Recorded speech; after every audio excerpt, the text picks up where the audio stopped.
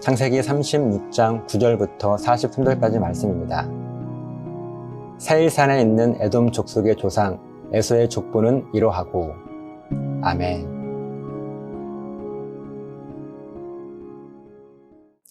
창세기 36장은요, 이삭과 리브가의 쌍둥이 아들 중에 첫째 아들인 에서의 족보에 대한 말씀입니다. 안타까운 것은 에서는 이삭의 큰아들 장자였음에도 불구하고, 그래서 하나님의 축복을 맡을 자격이 날 때부터 있는 사람이었음에도 불구하고 하나님의 약속의 말씀과 전혀 상관없는 인생을 살아가다가 결국은 하나님의 축복을 잃어버리게 됩니다. 그리고요, 그 축복은 아무런 자격도 없던 동생 야곱에게 하나님은 그 축복의 자격을 그 형 에서로부터 옮겨주십니다. 야곱은 그의 삶의 모든 기준이 하나님의 말씀이었습니다. 다시 말해 야곱의 신앙 고백은 늘 온전했어요.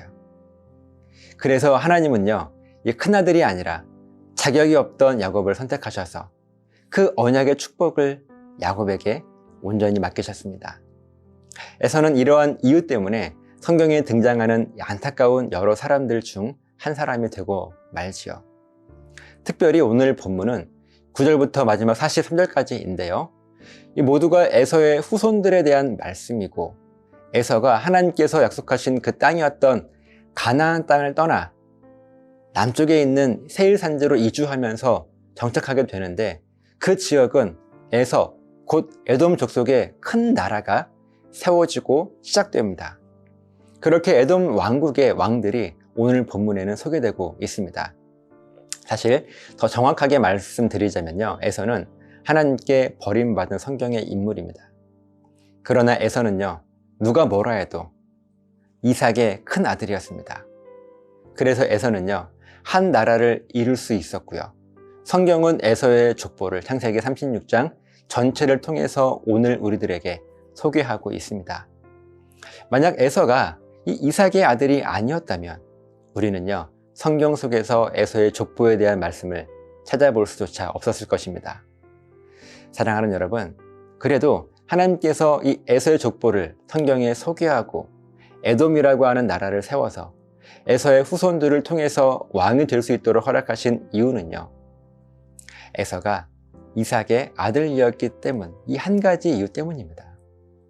하나님께서 특별히 사랑하시는 아브라함과 그의 아들 이삭으로부터 이어진 이 언약의 혈통이었던 에서였기 때문에 하나님의 약속의 말씀보다 세상의 영광을 더 크게 보고 세상으로 나아갔던 에서를 하나님은요, 그래도 버리지 않으시고 은혜를 누리며 살아갈 수 있도록 어느 정도는 인도하신 것입니다. 앞서 창세기 16장으로 시간을 거슬러 올라가 보면요, 에서와 야곱의 할아버지인 아브라함이 등장을 합니다. 아브라함과 그의 아내 사라는요, 반드시 아브라함과 사라의 몸을 통해서 언약을 이루실 것이라고 하는 하나님의 약속의 말씀을 믿지 못했습니다. 그래서 아들을 얻기 위해 이 사라의 여종 하갈을 통해서 이스마엘이라고 하는 아들을 얻게 됩니다. 왜냐하면 당시 사라는 임신을 하지 못했기 때문입니다. 그리고 창세기 17장에서 하나님은 100세가 된 아브라함에게 다시 나타나셔서 이 아브라함과 사라의 몸을 통해서 태어난 그 후손에게 하나님의 언약의 축복을 맡기실 것이라고 하나님은요, 아브라함에게 말씀하십니다. 그때 사라의 나이는요, 90세였습니다. 도저히 받아들일 수 없는 이 하나님의 약속의 말씀을 듣고 난 아브라함이 하나님께 이런 말씀을 드리죠. 창세기 17장 18절을 보면요, 아브라함이 이에 하나님께 아뢰되 이스마엘이나 하나님 앞에 살기를 원하나이다. 아브라함은 자기와 아내 사라의 몸 상태가 도저히 자식을 낳을 수 없는 상태인 것을 확신하고요, 하나님께 지금 있는 이 아들 이스마엘이라도 하나님께 복을 받기 원한다고 말하고 있습니다. 어떻게 보면 이스마엘은 아브라함과 사라가 하나님의 말씀을 믿지 못하고 세상적인 방법을 통해서 낳은 아들이기 때문에 하나님께서 결코 기뻐하시는 아들은 아니었습니다. 그러나 하나님은요, 아브라함 때문에 이스마엘과 그의 어머니 하갈에게 정말 끝까지 은혜를 주시고 그들을 도우십니다. 창세기 17장 20절에 보면요, 이스마엘에 대하여는 내가 너의 말을 들었나니 내가 그에게 복을 주어 그를 매우 크게 생육하고 번성하게 할지라. 그가 12두령을 낳으리니 내가 그를 큰 나라가 되게 하려니와. 하나님은 결국 아브라함 때문에 그 아들 이스마엘에게 큰 나라를 이룰 것이라고 하는 은혜를 베푸십니다. 다시 오늘 본문으로 돌아와서요, 에서가 결국 에돔이라고 하는 그 나라를 세우고 에서의 후손들을 통해서 에돔의 왕들을 이룰 수 있었던 것은 에서의 부모였던 이삭과 리브가 때문이었습니다. 하나님의 은혜는요, 하나님과 나 사이에 직접적인 관계 속에서 누릴 수도 있지만요, 이 이스마엘과 에서와 같이 다른 누군가 때문에 하나님의 은혜를 내가 누리게 되는 경우도 있습니다. 그러나 이스마엘과 에서에게 베풀어 주신 하나님의 은혜는요, 그냥 딱 거기까지였습니다. 그 이후에 더 놀라운 은혜는 더 이상 이어지지 않습니다. 사랑하는 여러분, 혹시 오늘 저와 여러분이 누리고 있는 하나님의 은혜는 아브라함과 이삭과 야곱이 하나님과 직접 대화하며 교제하며 누렸던 이런 은혜입니까? 아니면 이스마엘과 에서와 같이 다른 누군가 때문에 누리게 되는 은혜인가요? 가만히 여러분들의 삶을 점검해 보시기 바랍니다. 그 기준은 다른 무엇도 아닌 오직 하나님을 향한 신앙 고백이에요. 내가 살아가며 선택하고 결정하는 그 모든 선택의 기준들이 하나님의 말씀을 중심으로 한 기준인지, 아니면 세상의 흐름대로 살아가는 세상적인 기준인지를 점검해야 합니다. 혹시라도 우리들은 지금 내가 누리고 있는 하나님의 은혜가 다른 누군가 때문에 누리고 있는 하나님의 은혜임에도 불구하고 내 삶이 하나님 앞에 온전하기 때문에 내가 하나님의 은혜를 이토록 누리고 있지 하는 그런 착각을 하지 않도록 끊임없이 내 삶을 점검해야 합니다. 그리고 이것이 바로 신앙 고백인 거예요.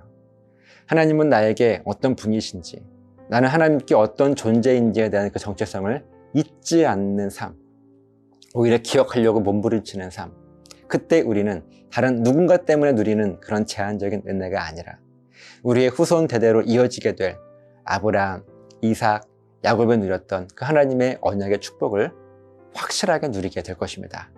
이 믿음을 가지고 오늘도 하나님의 충만한 은혜 가운데 승리하며 살아가시기를 예수님의 이름으로 간절하게 부탁을 드립니다. 기도하시겠습니다.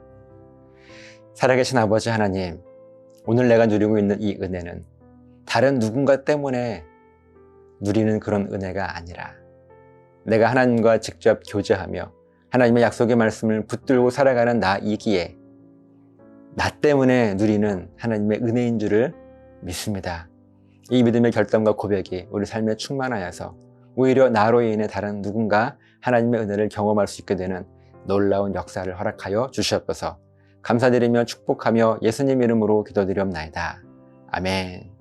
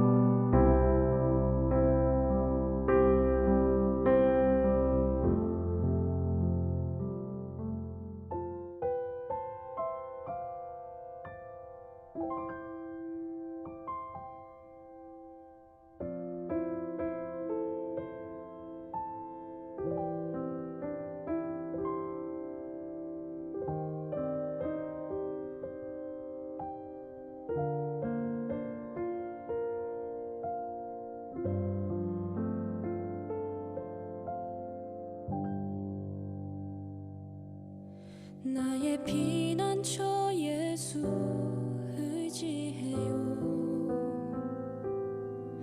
나의 피난처 예수 의지해요. 나의 가는 길에 거센 바람 몰아쳐와도 나의 피난처 예수 의지해요.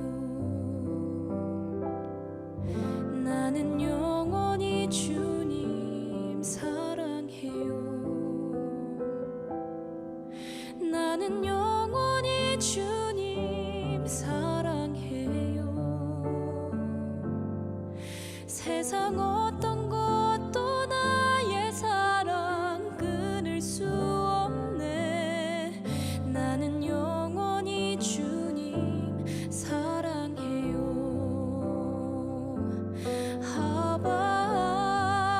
아버지 나를 사랑하시니 나의 모든 것 주께 드려요.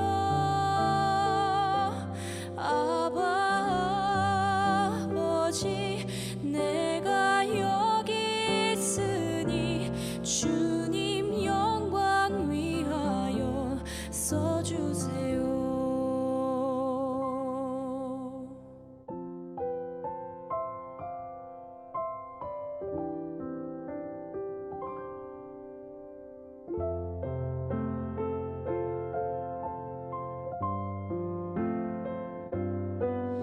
나는 영원히 주님 사랑해요.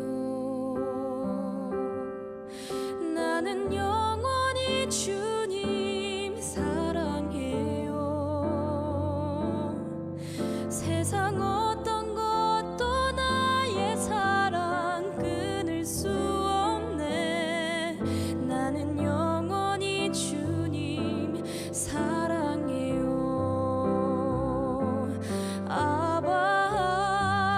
아버지 나를 사랑하시니 나의 모든 것 주께 드려요. 아버지 내가 여기 있으니 주님 영광 위하여 써주세요.